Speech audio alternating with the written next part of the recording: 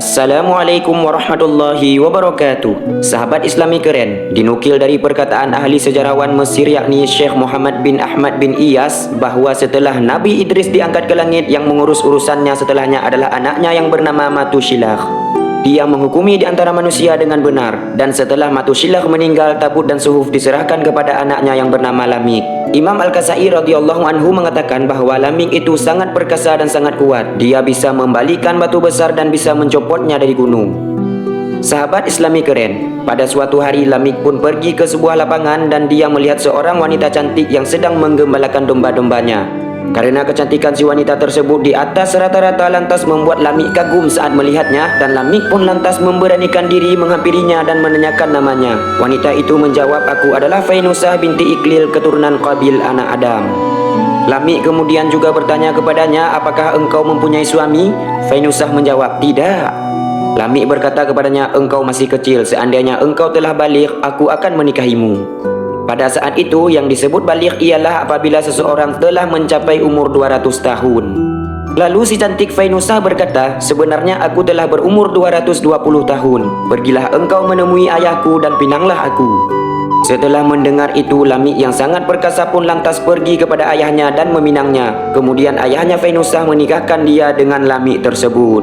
Setelah Lamik menggauli atau bercocok tanam dengannya, Fainusah lalu mengandung dan kemudian melahirkan anak laki-laki yang kemudian diberi nama Yashkur, dan menurut riwayat lain ia diberi nama Abdul Ghaffar, dan itulah Nabi Nuh alaihissalam.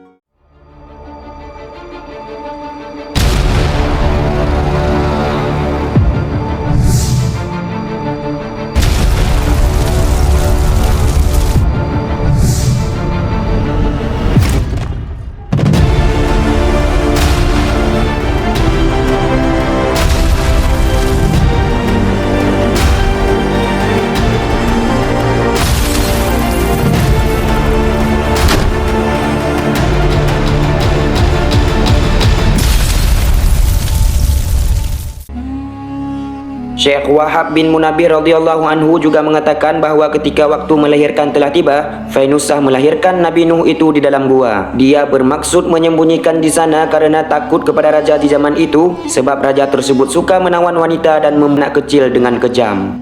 Setelah Fainusah melahirkan Nuh, dia pergi meninggalkannya dengan meratapinya. Akan tetapi anak itu bersuara, "Wahai ibu, janganlah khawatirkan diriku, sebab Zat yang telah menciptakanku akan menjagaku." Setelah mendengar ucapan dari anak tersebut, maka pada saat itu Fainusah pergi dengan tenang. Nuh tinggal di dalam gua itu selama 40 hari, dan dalam 40 hari tersebut raja yang suka membunuh anak kecil pun meninggal dunia. Kemudian Nuh dibawa oleh beberapa malaikat dan meletakkannya dalam pangkuan ibunya. Tiba-tiba cahaya yang ada di kening bapaknya Lamik berpindah ke keningnya. Ibunya mendidiknya hingga dia besar. Kemudian Nuh yang masih kecil juga belajar pekerjaan tukang kayu dan menekuninya dengan sempurna.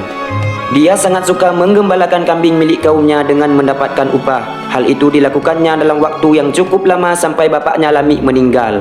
Sebelum meninggal, bapaknya mengangkatnya untuk menjadikan pengganti dan menyerahkan suhuf, tabut dan tali kepadanya.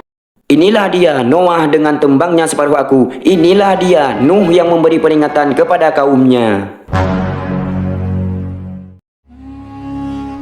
Allah berfirman dalam Al-Quran, "Walaqad arsalna Nuha wa Ibrahima waj'alna fi dzurriyyatihiman nubuwata wal kitaba faminhum muhtad wa katsirum minhum fasiqun."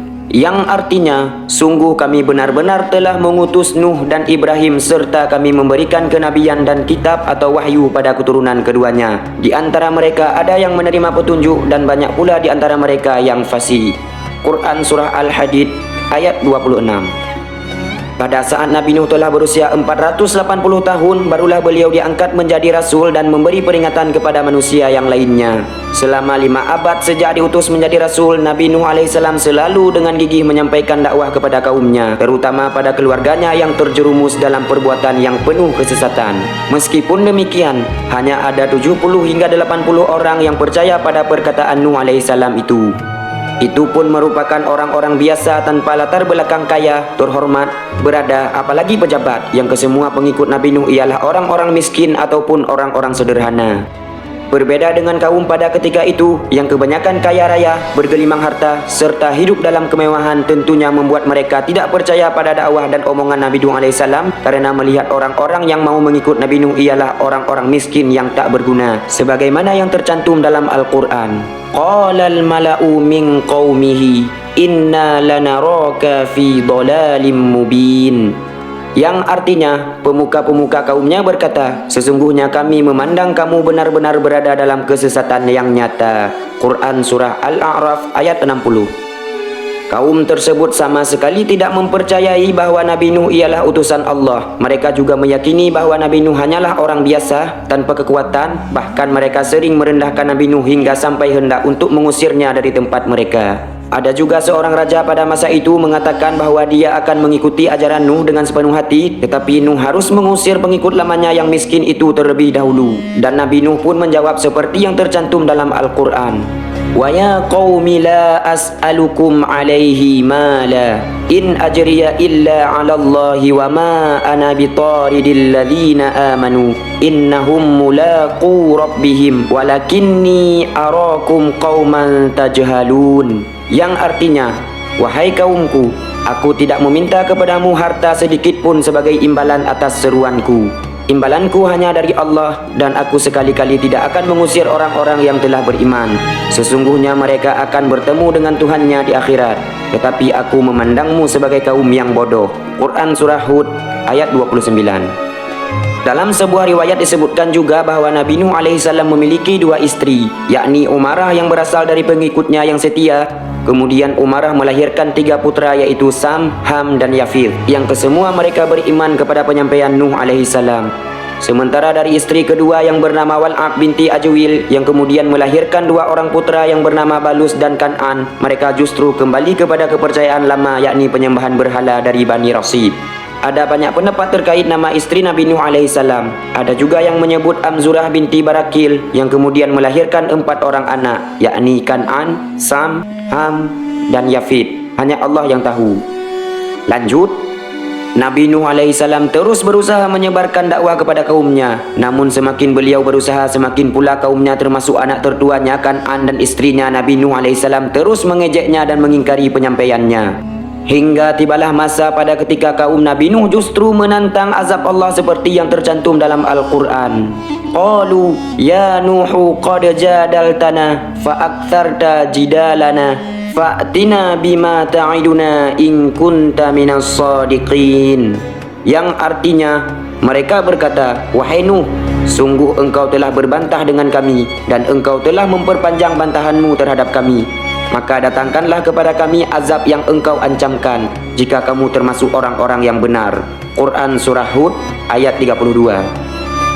Karena Nabi Nuh alaihissalam sudah tidak tahan dengan kekufuran kaumnya, kemudian Nabi Nuh pun berdoa kepada Allah untuk menurunkan azab atas kaumnya itu agar mereka tidak menyebarkan kesesatan di atas permukaan bumi ini. Lalu Allah berfirman seperti yang tercantum dalam Al-Quran.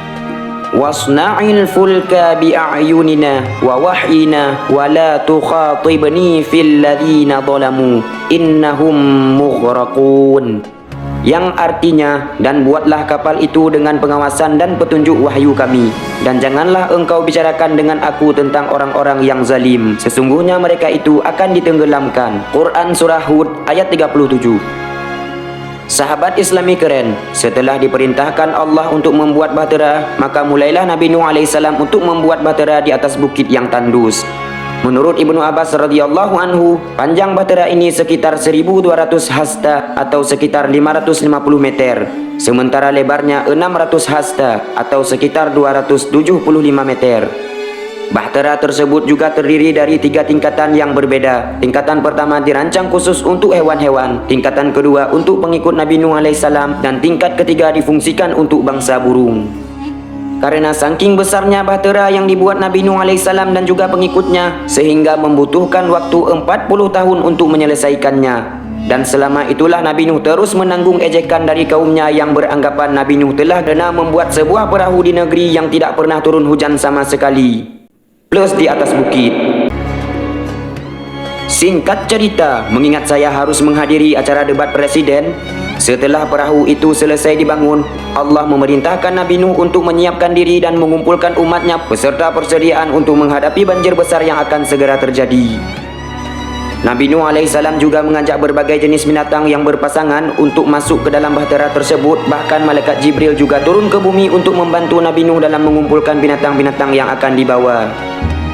Setelah persiapan selesai, maka turunlah hujan dan memancuilah air dari segala celah yang ada di bumi. Istri dan anak tertua Nabi Nuh alaihissalam yang bernama Kan'an si anak buset itu justru memilih gunung yang belum disentuh air sebagai tempat perlindungan. Dia mengira bahwa banjir tersebut hanyalah peristiwa alam biasa, yang tentunya dia salah besar karena banjir seperti itu belum pernah terjadi dan tidak pernah terjadi lagi hingga sekarang. Saking dahsyatnya hujan dan banjir tersebut hingga membuat seluruh penjuru bumi ini full dengan air dan membuat bahtera Nabi Nuh berlayar selama 150 hari di lautan yang tak berhujung, yang tentunya membuat istri dan anak Nabi Nuh alaihissalam yaitu Kan'an kelelep bersama orang-orang kafir lainnya. Setelah memastikan tenggelamnya semua kaum Nabi Nuh yang itu, lalu Allah memerintahkan bumi untuk menyerap semua air dan memerintahkan langit untuk menghentikan hujan deras yang begitu dahsyat, serta surutlah air bah yang telah menenggelamkan bumi dan membuat semua orang zalim tak selamat dari kejadian taufan tersebut. Setelah air surut, maka terdamparlah bahtera Nabi Nuh di atas pegunungan Judi yang terdapat di Armenia. Dan disinilah Nabi Nuh beserta 80 pengikutnya keluar dan beristirahat. Hewan-hewan juga turun dan melanjutkan hidupnya masing-masing. Ibnu Abbas radhiyallahu anhu mengatakan bahwa setelah bencana taufan itu terjadi, Nabi Nuh melanjutkan hidup selama 350 tahun lagi, sehingga total umur keseluruhan Nabi Nuh ialah mencapai 1050 tahun. Sedangkan mengenai makam Nabi Nuh telah diriwayatkan oleh Ibnu Jarir dan Al-Azruqi dari Abdurrahman bin Thabit atau yang lainnya dari para tabi'in. Bagi hadis mursal disebutkan bahwa makam Nabi Nuh alaihissalam berada di Masjidil Haram. Sahabat Islami keren, juga diceritakan bahwa semua pihak laki-laki pengikut Nabi Nuh alaihissalam yang selamat dalam bahtera tersebut akan meninggal tanpa meninggalkan keturunan sama sekali. Hanya Yafith, Sam dan Ham yakni putra-putranya Nabi Nuh yang memiliki keturunan, dan dari keturunan merekalah manusia-manusia sekarang ini berasal, yang insya Allah akan kita bahas pada episode selanjutnya. Sahabat Islami keren, itulah kisah Nabi Nuh alaihissalam yang saya kutip dari beberapa sumber demi pengetahuan kita. Walaupun juga terjadi perbedaan pendapat di kalangan para ulama terkait kisah di atas, namun lagi-lagi saya mengingatkan jangan jadikan permasalahan, karena mengingat khilaf ulama ialah sunnatullah yang menjadi ladang bagi pengetahuan bagi kita semua. Sehingga pesan moral yang dapat kita ambil dari cerita di atas ialah patuhilah perintah Allah dengan mendirikan solat, karena dengan solat dapat mencegah kita berbuat nahi dan mungkar, dan tentunya agar kita menjadi Islami keren di mata Allah Azza wa Jalla. Wallahu a'lam bishawab. Terima kasih atas segala perhatian. Mohon maaf atas segala kesalahan pengucapan. Akhirul kalam. Wassalamualaikum warahmatullahi wabarakatuh.